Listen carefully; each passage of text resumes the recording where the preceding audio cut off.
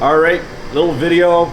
Pretty proud of this. After a lot of work, I actually came up with a macro program to do a compound angle in one shot, doing 2 planar tilt with angles in order to do the axle beam shims for the Mark 1, 2, and 3 Volkswagens. You can see this one here.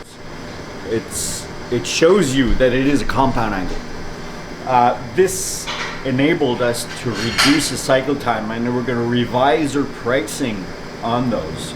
For any racers or people that are in the street that really want to have top-notch rear alignment numbers to their liking, hit us up.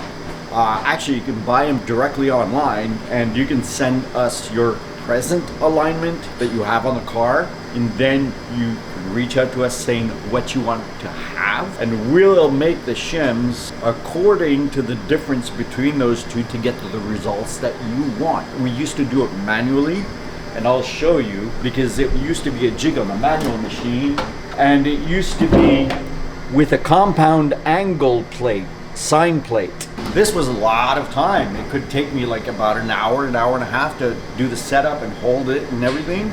Now, I did the jig and the program for the macro so you guys can save up the money because it takes me less time to do them. To mention that each side should be done independently because most of the beams are not symmetrical. So we'll adjust both sides to get the results you want.